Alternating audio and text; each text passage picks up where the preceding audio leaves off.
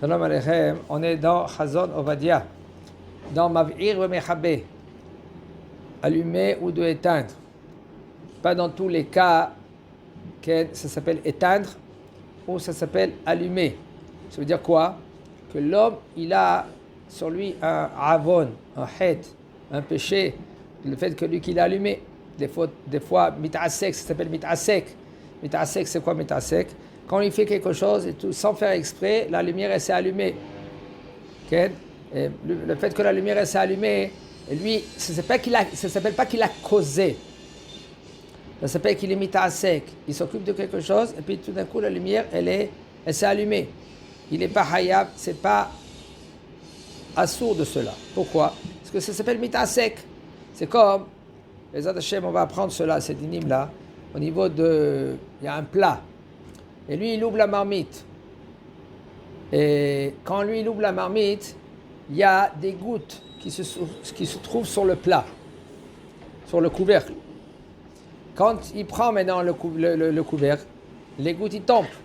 Alors maintenant, il y en a des poskim qui disent qu'il est hayab hatat. Ça veut dire qu'il a fait un gros péché. C'est un péché de... Pourquoi? Parce que l'eau, excusez-moi, l'eau maintenant, elle s'est refroidie. Quand même qu'elle est chaude, mais elle n'est pas chaude comme elle était avant quand elle était dans le plat. Et maintenant, elle s'est évaporée, elle s'est montée sur le couvercle. Et maintenant, quand tu ouvres, maintenant elle tombe dans le plat et se recuit. Et nous, pour les séfarades, pas pour les ashkénazes. Les ashkénazes, pour eux, il y a presque aucun problème. Pour les séfarades, yesh bishul aha bishul belach. Il y a ça recuit quand c'est humide. Une soupe, par exemple. Quand elle est froide, on n'a pas le droit de recuire la soupe, même qu'elle est déjà cuite la veille de Shabbat. Alors maintenant, et aussi, entre parenthèses, je vous dis, si maintenant la marmite elle n'est pas cuite entièrement, quand maintenant tu prends la marmite et tu fermes le couvercle, qu'est-ce qui se passe? Tu rajoutes maintenant que ça cuit encore plus vite. Okay. Comme par exemple la megis. Megis, c'est avec une grosse cuillère. Quand tu mélanges avec une grosse cuillère le plat, une louche par exemple, si maintenant le plat il n'est pas cuit entièrement, tu fais monter en haut, qu'est-ce qu'il y a en bas, et qu'est-ce qu'il y a en haut, tu le fais monter en bas. Qu'est-ce qui se fait? Tu le cuis, quelque chose qui est pré-cuit. Et ça, c'est mevachel. Et des fois, ça peut être, c'est issour de la Torah. Hayab hatat, c'est Jebeshogeg. Alors ça, c'est pas mitasek. Ça s'appelle Ken Gorem les bichoul. Mitasek, c'est tu t'occupes de quelque chose, tout d'un coup, avec le coup de sans faire attention, tu as allumé. Ça, c'est mitasek. Il y en a qui veulent dire c'est assourd, qu'est-ce qu'il a fait? Il y en a qui veulent dire qu'il n'est pas tout, parce qu'il est mitasek. C'est pas comme il était Gorem. Gorem, c'est causer. Et causer, c'est pas mitasek. Alors, pour savoir exactement la halakha, que c'est conseillé de ne pas ouvrir, de fermer le plat pendant Shabbat. Qu'est-ce qu'il faut faire? En premier, si le plat il est entièrement cuit, il n'y a aucun problème de remettre le couvercle. Mais s'il n'est pas cuit entièrement, il y a un gros problème de remettre le couvercle. Parce que tu cuis. Qu'est-ce que tu dois faire? Ken? Tu fermes le couvercle et tu laisses un tout petit peu ouvert. Ça, c'est 1. 2. Quand tu veux maintenant voir la tefina, si maintenant elle a cramé ou elle n'a pas cramé, ça veut dire déjà elle est cuite. Tu prends le couvercle, tu l'enlèves doucement. Tu fais très attention de ne pas faire tomber les gouttes dans la marmite. Parce que les gouttes là maintenant, ils vont recuire. Et puisqu'ils vont recuire, okay, ça va être hayab d'après certains poskim, hayab de la Torah. Alors qu'est-ce qu'il faut faire? Doucement de prendre le couvercle, tu le tires, tu mets de côté sans faire tomber les gouttes, et tu essuies bien où il y a les gouttes sur le couvercle, et après tu remets le couvercle. Si la marmite elle n'est pas cuite entièrement, tu n'as pas le droit maintenant de fermer le couvercle entièrement. Et là, tu fermes, tu laisses un tout petit peu ouvert. Parce qu'après, qu'est-ce que tu fais? On a dit, c'est Memaher et Abishul et c'est Hayab de la Torah. D'accord? Memaher et Abishul, ça veut dire qu'il cuit plus vite. Vous savez, quand on met un drap, ça c'est une très grosse discussion dans les poskim de cela. Matmin, qu'est-ce que ça veut dire matmin? Chachamim, ils ont interdit. Je vais essayer de vous dire sur un tout petit doigt.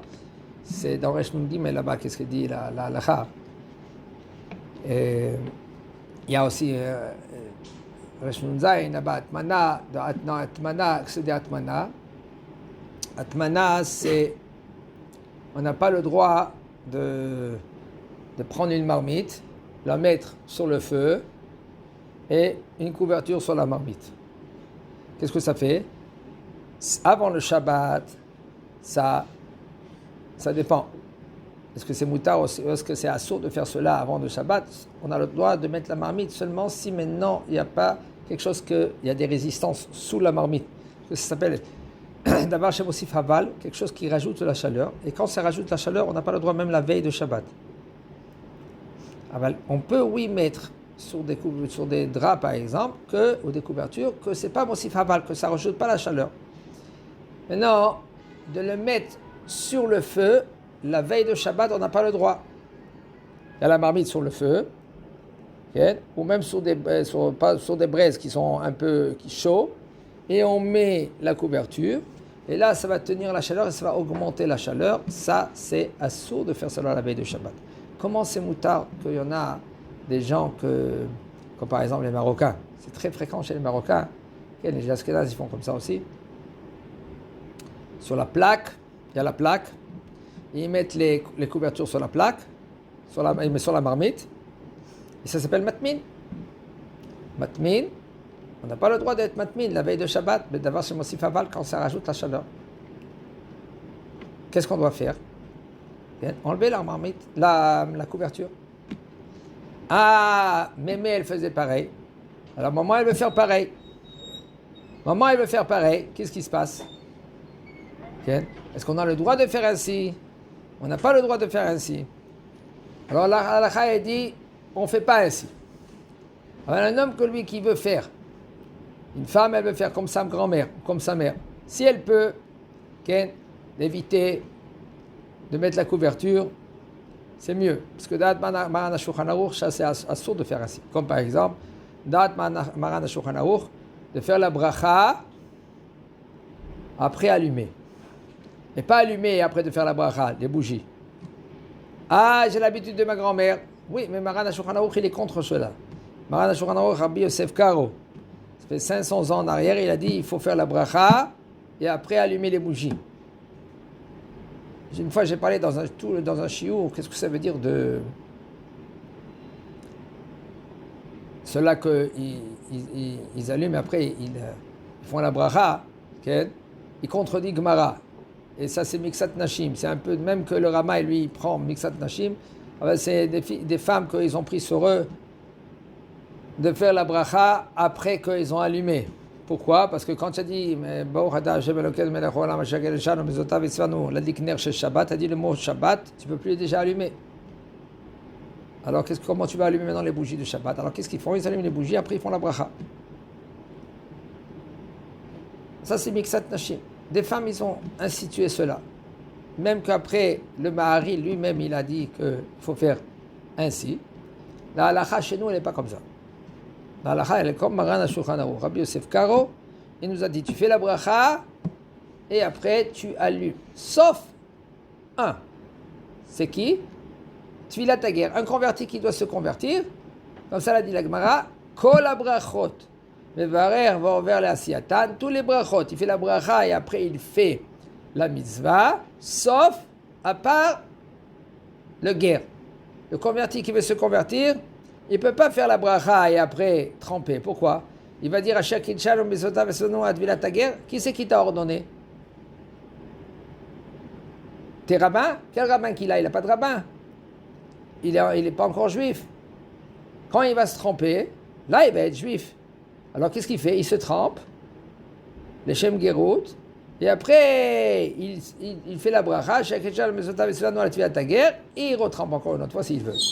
Mais là il est déjà juif, c'est tout. Mais à part tout cela, tous les brachot mevarech va vers la siyatan. Il fait la bracha et après il fait la mitzvah. Si tu vas me poser la question, voilà netilat yadayim, qu'est-ce qu'on fait? On fait la netilat yadayim et après on fait la bracha. Eh bien non, c'est faux. Le fait que même qu'on le fait après qu'on a fait la netila, le fait qu'on essuie les mains, ça c'est considéré aussi comme la netila. Parce que la netila c'est quoi? La netila c'est mettre de l'eau et s'essuyer. Ça c'est après que tu as fait la netila sans t'essuyer, tu fais la bracha, après tu t'essuies, ça s'appelle mevarer va vers la siyatan. Tu fais la bracha et après tu fais la mitzvah. Okay? Parce qu'on n'a pas le droit de faire la bracha al netilat yadayim, que tes mains ils sont, comment tu dis le nom d'Akadosh Baruch Hu, que tes mains ils sont sales. Alors qu'est-ce qu'on fait? On fait la netilat yadayim et après on fait la bracha et on s'essuie les mains. Ça, c'est Mevarech va vers la siyatan. Alors, ça, c'est encore notre exemple.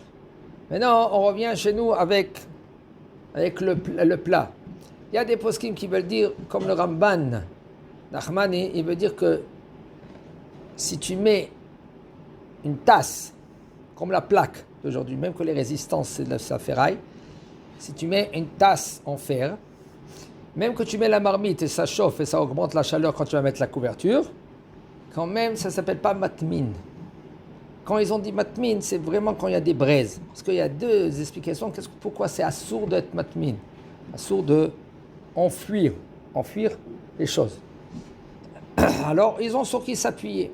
Aval un homme que lui qui dit, écoute, minag de mes grands-parents, mes grands-parents, peut-être c'est savoir que je ne vais pas commencer à rentrer dans ce sujet-là. Aval, celui-là qui veut écouter avec les oreilles, on dit, Ken. Quand je dis cela, c'est écouter avec les oreilles, ça veut dire être avec un esprit ouvert. Am Israël, ils sont dans la galoute, et ils étaient dans la galoute. Et suite qu'ils étaient dans la galoute, alors malheureusement, on a pris un peu de partout. Et comme on a pris un peu de partout, il y en a qui ont pris un peu de là, qui ont pris de là, des Ashkenaz, du Rosh, ou du Ramban, ou du Rambam, ou il y en a qui... Tout ça, ça va dans tous les sens. Maran Shulchan Aruch, il nous a donné les halachot, il nous dit que c'est Asur Latmin. Celui-là qui veut faire comme ses grands-parents, il a sur qui s'appuyer. Ah ben celui-là qui veut dire revenir à la source, comme Maran Shulchan Aruch il nous dit, c'est mieux éviter de ne pas mettre sur la plaque la couverture.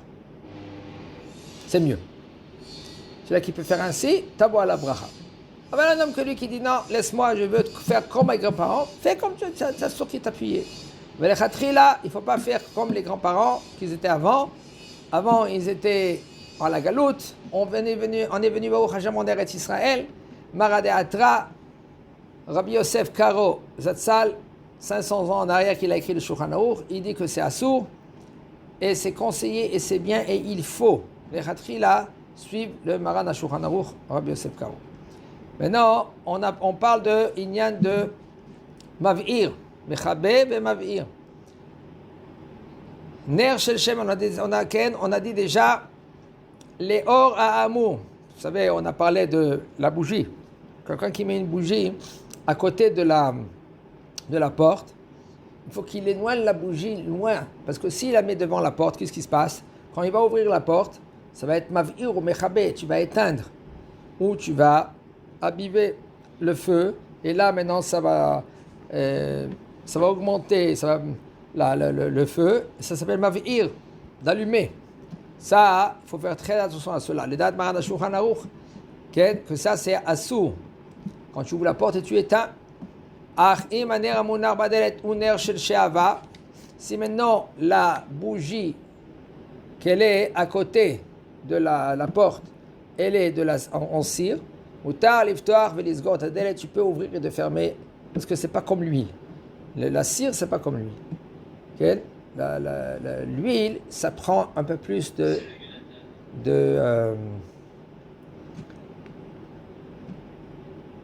l'huile. Ça s'appelle mav'ir.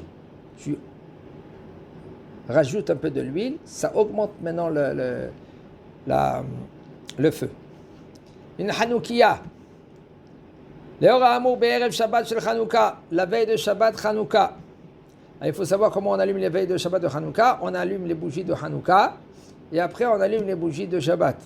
En général, c'est le papa, que lui qui fait les bougies de Hanouka. Après qu'il a allumé la première bougie, on parle de la première bougie, pas le shamash. Il faut savoir, le shamash, on l'allume à la fin. On ne l'allume pas au commencement. Parce que quand on va faire la bracha, c'est Mevarer va ouvrir la siyata. Tu fais la bracha et tu fais la mitzvah. C'est quoi?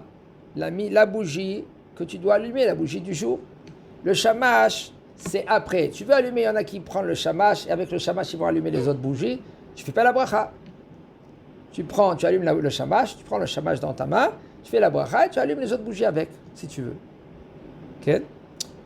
בערב שבת חנוכה כשמדליקים את נרות החנוכה סמוך לפתח הבית מבפנים יש להניח דבר שיחצוץ בין הנרות לפתח. Il faut faire très attention dans les bougies de Hanouka, quand tu vas le mettre dans la maison, au côté de la porte, il faut que tu mets quelque chose qui sépare, comme on a dit hier, comme une sorte d'aquarium, okay, qui est fermé, que quand tu vas ouvrir la porte, tu vas te fermer la porte, et bien les bougies ne vont pas bouger. שלא תכבם הרוח בפתח בעת פתיחת הדלת, וכן אסור לקבוע את החנוכיה שמדליקים בה בשמן ופתילה בדלת עצמה. וכן אסור, ainsi aussi c'est אסור לקבוע את החנוכיה. La Hanoukia, on la fixe.